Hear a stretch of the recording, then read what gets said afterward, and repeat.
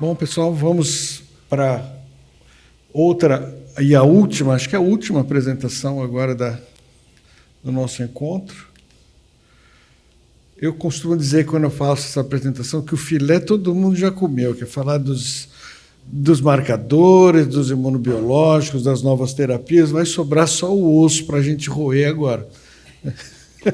Só vai sobrar o osso para a gente roer, que é exatamente o que nós vamos falar de uma terapia, ou de algumas terapias que vão estar envolvidos para o universo de pacientes com asma grave e que não estão controlando com as terapias habituais que nós temos hoje. E se nós temos um universo de asma grave, que a gente sabe que não é grande, dentro do universo de doentes com asma, os pacientes com asma grave, não controlada, são uma pequena porcentagem, de até 5% no máximo desses pacientes. Quando a gente fala dos pacientes com asma grave, não controlada, e que são candidatos a essas outras terapias, nós vamos estar falando do universo de pacientes aí, de terapias que nós vamos utilizar para menos do que 1% de pacientes com asma grave. Então, realmente, são terapias de exceção e que cada vez mais eu entendo que nós vamos falar menos sobre elas para os nossos pacientes com asma, em função do avanço das terapêuticas que nós temos hoje em dia. Então, esse gráfico vocês estão cansados já de ver. A Gina, recentemente, a Marina já comentou, foi publicada uma nova versão agora na última terça-feira, Dia Mundial da Asma. O esquema de tratamento praticamente não mudou nas suas linhas gerais. Aqui no QR Code, quem está assistindo por aqui ou quem está vendo em casa ali pela internet, pode dirigir o QR Code aqui para a tela. Vai cair na área do nosso site, na central de downloads, tem o link direto para baixar já o documento da nova agenda. Vocês já podem ter esse documento novo e atualizado. Então, nós estamos falando aqui, geralmente não, estamos falando dos pacientes que estão na etapa 5 de tratamento, são esses pacientes onde nós temos que fazer uma avaliação de fenótipo deles, porque são os pacientes que são os candidatos aos imunobiológicos, e falamos aqui já praticamente sexta e sábado sobre isso, né?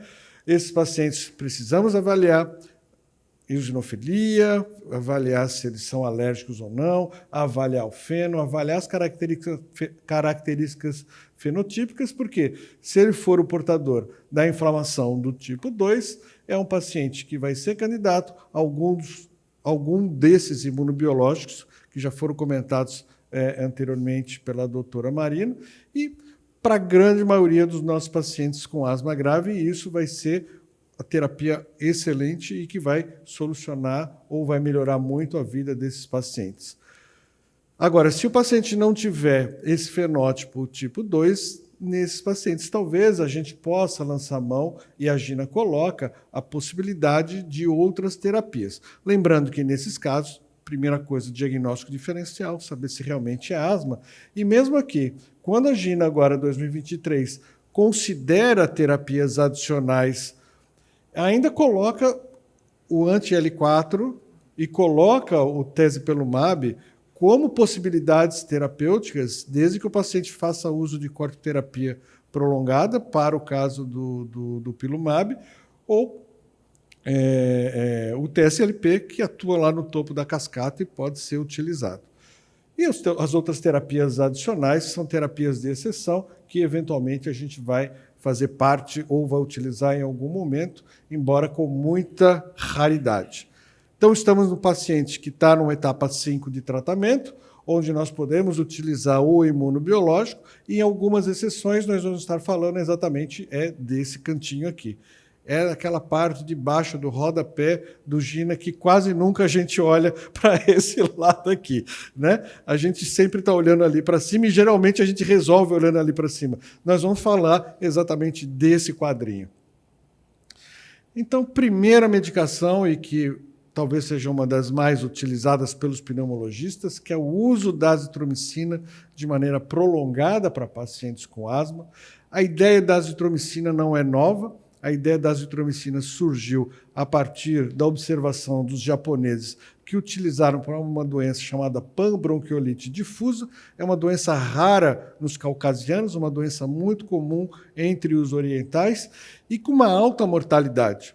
E eles observaram que, utilizando a azitromicina de maneira inicialmente casual, mas depois de uma maneira mais metódica, eles conseguiram observar que os pacientes em uso do macrolídeo, da azitromicina, eles apresentavam uma melhora muito significativa.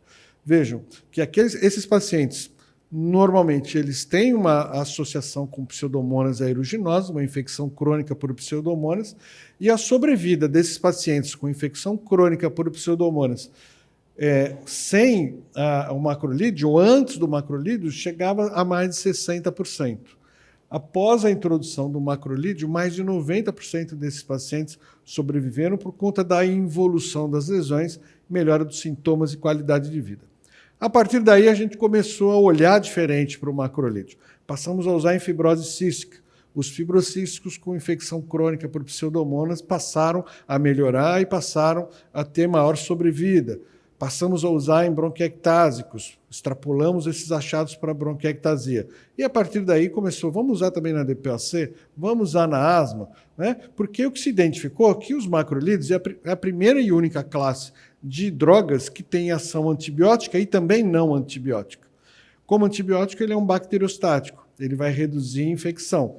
Agora, como não antibiótico, nós chamamos aqueles efeitos imunomoduladores, que seriam um efeito anti-inflamatório e um efeito antissecretório. Então, ele reduz, como antibiótico, infecções respiratórias e reduz inflamação e reduz secreção como ação não antibiótica. Como uma das principais ações imunomoduladoras, eles diminuem produção e citocinas em resposta a vários estímulos. Eu sei que esse quadro está muito ruim, eu vou aproximar porque olhem ali. Interleucina 4 e interleucina 5 é a ação da azitromicina. E reduzir interleucina 4 e 5, entre outras citocinas que eles podem interferir, e aí a gente já começa a extrapolar por que pode ter algum benefício para alguns dos nossos pacientes asmáticos. A azitromicina, ou os macrolídeos de madeira em geral, mas especialmente a azitromicina, altera a quimiotaxia também neutrofílica, altera a secreção de muco por aumentar a depuração mucociliar, interfere em canal de cloreto, talvez por isso também tem uma ação melhor em paciente fibrocístico, e principalmente sobre pseudomonas. Não é o caso do asmático, mas no caso dos fibrocísticos e dos bronquiectásicos, eles interferem no mecanismo chamado quorum sensing, que é um mecanismo autorregulador da produção de biofilme de alginato na colônia de Pseudomonas. Pseudomonas é um bichinho sem vergonha e aparentemente muito inteligente. Eles se comunicam pelos pires dentro da própria colônia e eles produzem uma quantidade de alginato adequada para toda a colônia se proteger da ação da nossa imunidade celular, humoral e antibiótico. Então, por isso que é tão difícil a variante mucoide a gente erradicar. Quando a gente usa a azitromicina, ela quebra esse mecanismo de conversa entre as pseudomonas dentro da colônia. E quando você quebra, você permite que as células de defesa entrem e atuem, e o antibiótico que você vai dar, o imipenem, o meropenem, o tazobactam, atuem para matar pseudomonas, porque a azitromicina não é antibiótico contra pseudomonas, mas ela vai atuar quebrando esse mecanismo de defesa de produção de alginato na colônia como um todo. Em asma, especificamente, tem poucos estudos, não são muitos. Esse é o estudo ASIS-ACE, de 6 meses de duração. Os endpoints primários eram exacerbação e eram infecções do trato respiratório inferior. Observaram ao longo desses 6 meses que não houve diferença nenhuma, tanto no primeiro desfecho quanto no segundo, infecção ou exacerbação. Mas o que eles identificaram aqui foi que um subgrupo de pacientes tinham respondido melhor, que eram os asmáticos não eosinofílicos. Eles consideraram abaixo de 200, esses sim tiveram menos exacerbações. Posteriormente, tem esse estudo randomizado de 1 ano, o AMAZES, que procurou avaliar principalmente as exacerbações. E aqui um estudo muito melhor delineado, com N também maior, identificou que a resposta foi favorável em redução da exacerbação, tanto para eosinofílico quanto não eosinofílico. Então, ele parece ter demonstrado esse benefício. Quais são os cuidados com macrolídeo quando a gente vai manejar macrolídeo, seja para asma ou para as outras situações? Resistência bacteriana, óbvio, a gente vai dar um antibiótico de uso prolongado, temos que prestar atenção nisso, mas um problema é que a gente interfere em micobactérias. Então, a gente precisa afastar que esse paciente tem uma infecção micobacteriana, principalmente aquele bronquítico crônico, aquele bronquiectásico que está exacerbando frequentemente. Se ele tiver uma micobacteriose e não tuberculose, a gente está interferindo na identificação, na avaliação. Então, a recomendação é sempre procurar afastar a infecção micobacteriana antes do início de azitromicina. Efeitos adversos na audição. Tive paciente que ficou surdo por causa de azitromicina. Era paciente fibrocístico. Os idosos com DPOC, eu não uso quase para DPOC, tem redução de audição, perda auditiva. A gente tem que estar atento no controle de audição desses pacientes. Efeito gastrointestinal e, óbvio, aquele efeito cardíaco, de aumento, de alargamento de intervalo QT. O alargamento de intervalo QT que a azitromicina dá não é diferente da levofloxacina, por exemplo. É igual. O risco cardíaco é igual de da levofloxacina. E o risco cardíaco do macrolídeo e da azitromicina em especial é pior nos primeiros 5 dias. Depois dos primeiros 5 dias de uso, ele tende a igualar um risco de uma amoxicilina, por exemplo, de dar arritmia. Então, atenção principal nos primeiros dias. Aquele paciente que fez uma avaliação cardíaca prévia, passou os primeiros dias, dificilmente vai ter um risco cardiovascular com azitromicina do que os pacientes que não foram avaliados ou que tiveram nos primeiros dias. Opa, será que acabou a minha bateria aqui? Não. Está funcionando.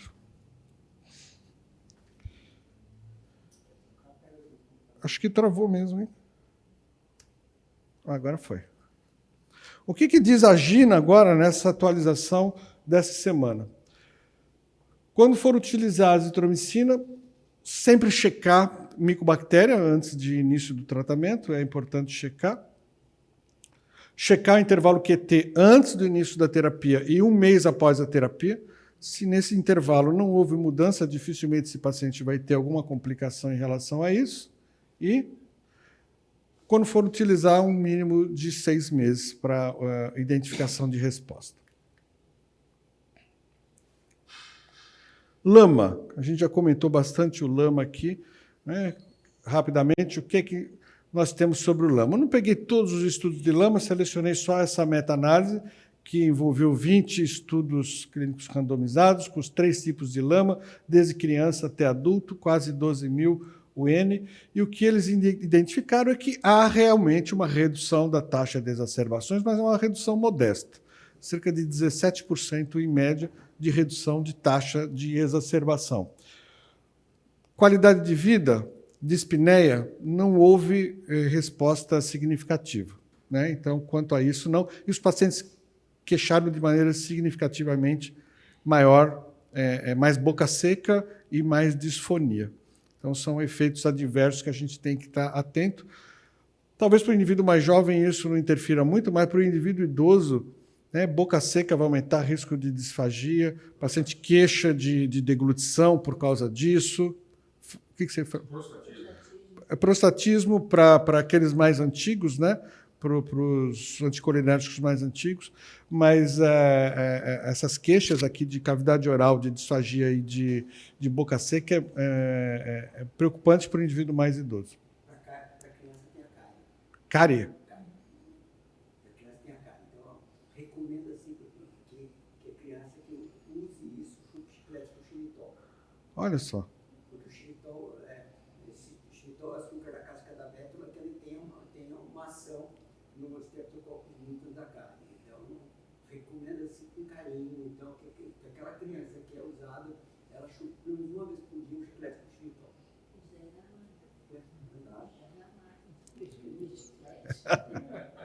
O seu consultório vai ficar cheio começar a prescrever chiclete. O que diz a Gina, na verdade é 23, eu não atualizei aqui, mas eu olhei aqui a atualização dessa semana, é a Gina 2023. Lama não deve ser usado como monoterapia, óbvio, a gente sabe, corticoide é que é a base do tratamento da asma. Houve pequeno aumento na função pulmonar, diferença muito pequena entre os que usavam e não usavam, sem benefícios clinicamente importantes para a dispneia ou qualidade de vida. Reduz a exacerbação, reduz em média 17%, e eles recomendam na Gina que os exacerbadores, quando forem receber o LAMA, pelo menos estejam com dose média de labacorticoide para início do LAMA. Termoplastia, né, que é um assunto pouco comentado, foi mais comentado no passado. É um procedimento endoscópico, acho que todos aqui já conhecem. Tem essa cestinha na ponta do broncoscópio. Geralmente são recomendadas 3 sessões, com intervalo mínimo de 3 semanas entre elas. O paciente submetido a uma sedação profunda ou anestesia geral para fazer. É um pulso de radiofrequência que vai sendo colocado dentro do brônquio para queimar, entre aspas, né, ali a musculatura lisa. Essas 3 sessões são feitas em locais diferentes dos pulmões. Aqui a cestinha aberta dentro dos brônquios. Esse eu peguei essas fotos do artigo do Dr. Rubim, lá de Porto Alegre. Esse aqui foi um preceptor que a gente fez no passado. Eu estava com a doutora Marina no Hospital de Manchester, no Centro de Asma Grave, onde a equipe lá, do Dr. Rob Niven, ele tinha uma grande experiência com termoplastia. Quando eles apresentaram os casos para a gente, é como se fosse a melhor coisa do mundo a termoplastia. Os pacientes que chegavam para dar os depoimentos, né, parecia que a gente estava naquela sessão de testemunho, né? Como era antes e como eu fiquei agora depois da termoplastia. E os resultados deles eram muito bons, resultados excelentes, inclusive com baixa da eosinofilia ao longo de 1 ano após a terapia. Os outros fatores, como perda de dias de trabalho, zeraram, idas à emergência zeraram, corticoide de resgate zeraram, mas o uso de corticoide sistêmico se manteve, antes da termoplastia e depois da termoplastia. Não houve diferença na média de corticoide oral diário que esses pacientes utilizavam. Estudos na literatura tem alguns demonstrando benefícios em segurança, com melhora de exacerbações, com redução de qualidade de vida. Todos centros que fazem esse procedimento de maneira regular, né? Ou pelo menos para estudos. O que é que diz a Gina 2023 sobre a termoplastia? Resumindo o assunto da termoplastia. A termoplastia está associada a um grande efeito placebo. É a primeira frase que está no parágrafo da Gina com relação à termoplastia. Tá? Maior risco de exacerbações nos primeiros 3 meses, isso os estudos comentam mesmo. O paciente fez a termoplastia, por 3 meses ele entra em exacerbação. Imagina, você queimou tudo lá dentro, está tudo inflamação viva ali, ele vai exacerbar por 3 meses para só depois começar a melhorar. Redução das exacerbações em longo prazo acontece para alguns pacientes, não tem benefício sobre função pulmonar nem sobre os sintomas da asma. Falta segmento de longo prazo com cortes maiores para avaliar eficácia e segurança. E o último parágrafo que eles colocam. A termoplastia deve ser realizada em adultos com asma grave apenas em estudos clínicos. Não recomendam que isso seja feito como terapia regular, porque ainda faltam mais evidências que a gente possa utilizar como já terapêutico método. E a gente comentou aqui ao longo dos 2 dias o uso prolongado de corticoide oral, que cada vez menos vem acontecendo. Sei aqui que vocês têm um número muito pequeno de pacientes com uso de corticoide oral prolongadamente. Meu consultório também, posso contar nos dedos aqueles doentes que estão usando corticoide oral prolongado, mas isso é uma situação que não é o habitual. A gente vê um uso muito mais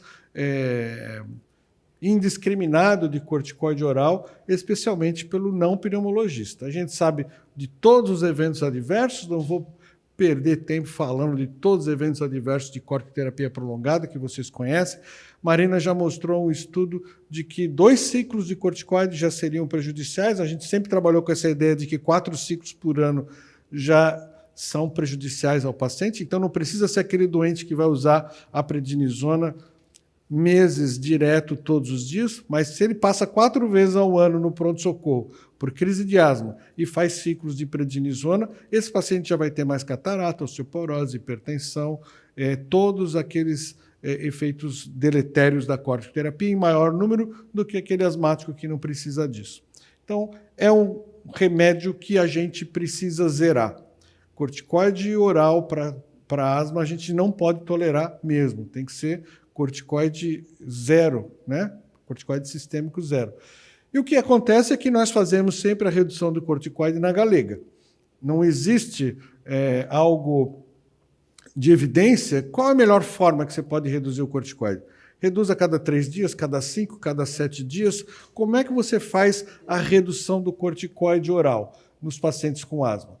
Lá no grupo de Manchester, quando eu estive lá com a doutora Marina, eles tinham um protocolo, inclusive, dos asmáticos graves. O paciente asmático grave chegava para ser avaliado antes de imunobiológico, antes de mudar a conduta, eles dosavam de manhã cedo cortisol, aí eles faziam dosagens de hora em hora desse cortisol, 5 horas seguidas, para avaliar se esse paciente ele era absorvia mal o cortisol, ele era resistente ao cortisol, ou às vezes ele não estava tomando cortisol e dizia que estava tomando corticoide. Então, primeiro eles triavam qual é o perfil desse paciente responsivo ou não à corticoterapia, para depois prosseguir na investigação e no tratamento. E esse é o estudo ponente, que eu achei um estudo muito interessante, que é com o benralizumab, que é um estudo para avaliar os pacientes que estavam com asma grave usando corticoterapia prolongada e a redução gradual. Você participou desse, Marte, Marina? Não, ponente? Você participou do ponente? Ah, você não tinha doente.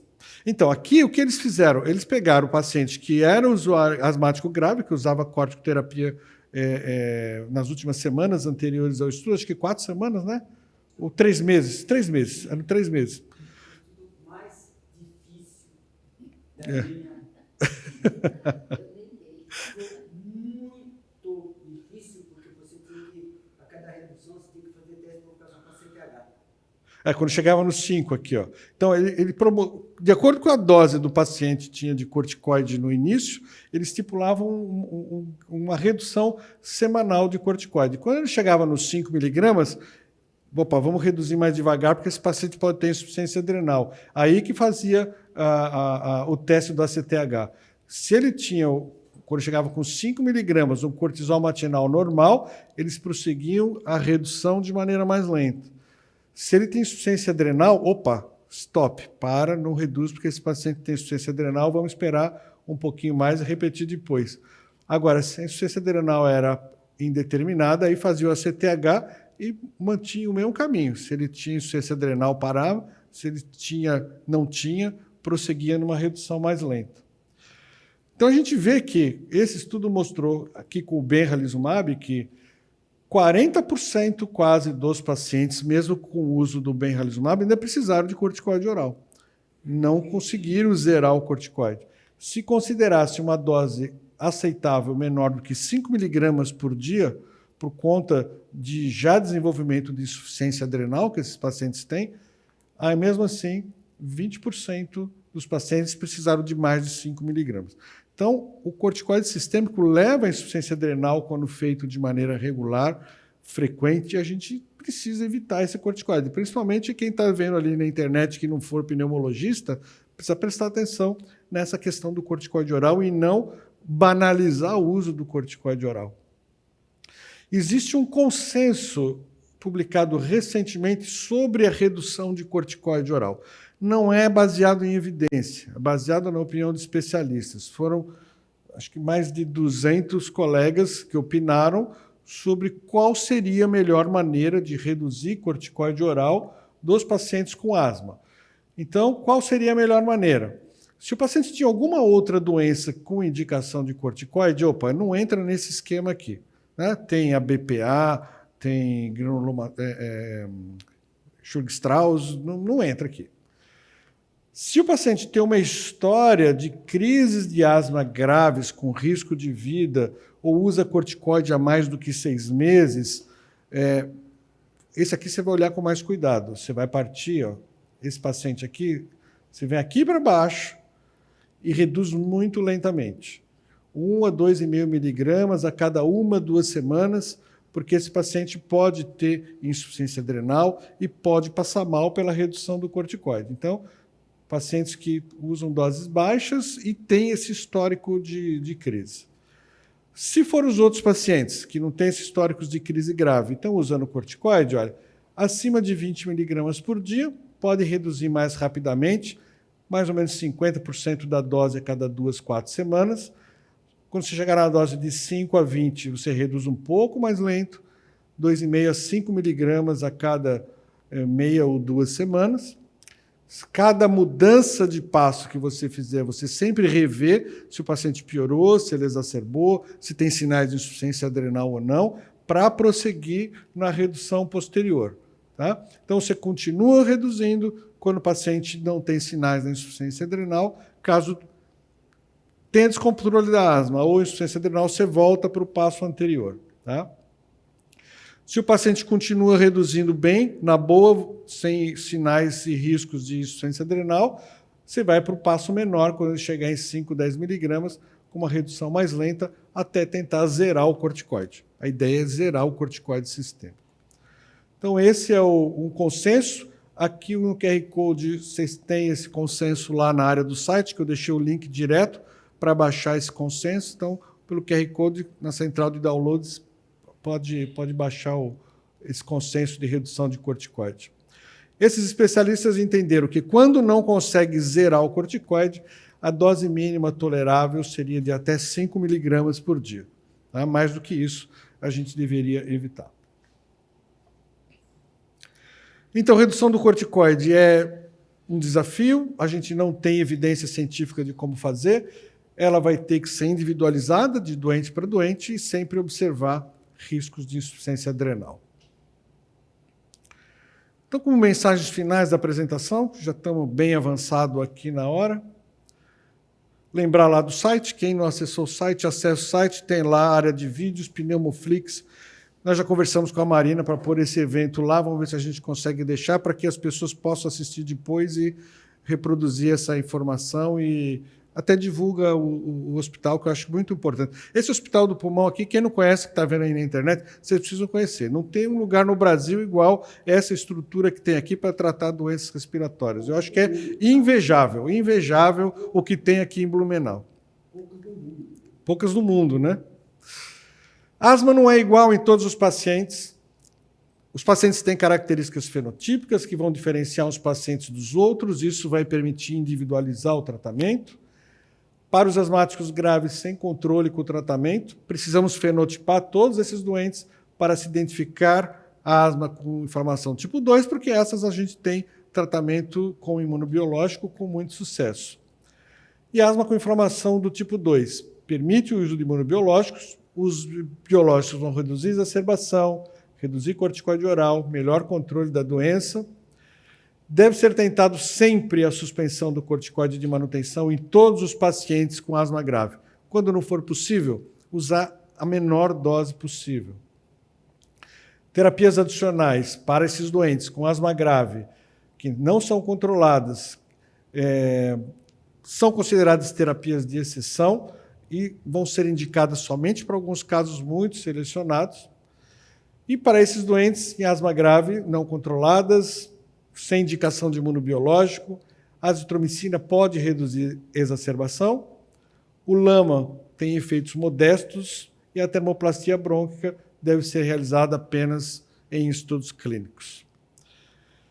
Obrigado pelo convite, por estar aqui de novo em Blumenau, eu agradeço muito e fico feliz de voltar aqui. Obrigado.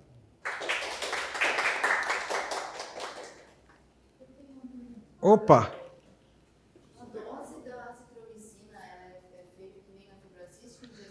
Dias alternados, 500 miligramas, 250 a 500 miligramas 3 vezes por semana. Agora, você faz criança, não? Criança, acho que você tem que avaliar a dose por peso, exatamente.